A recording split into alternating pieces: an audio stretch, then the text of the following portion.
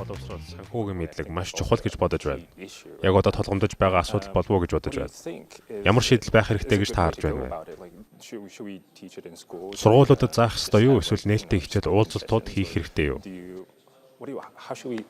I think it has to be a mix.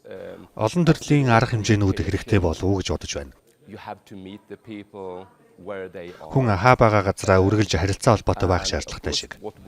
Ахмад үеийнхэн санхүүгийн зах зээлд оролцохдоо илүү болгоомжтой ханддаг бол энэ арга барил нь залуу үеийнхэн тохирохгүй байж болно.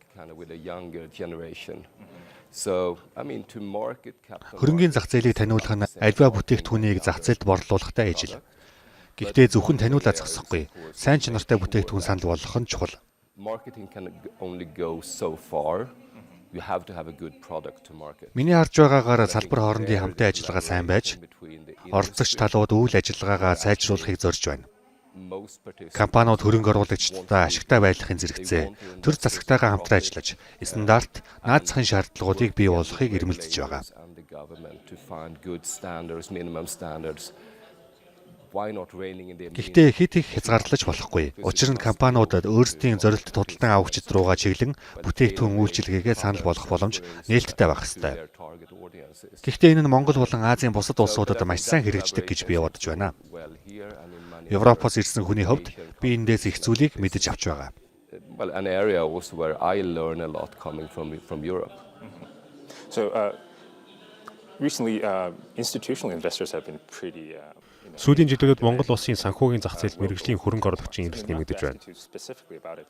Таны туршлагаас харахад томоохон мэргэжлийн хөрөнгө оруулагчдыг зах зээлд оруулж тэднийг том тоглогч болгох ямар боломжууд байгаа гэж харж байгаа вэ?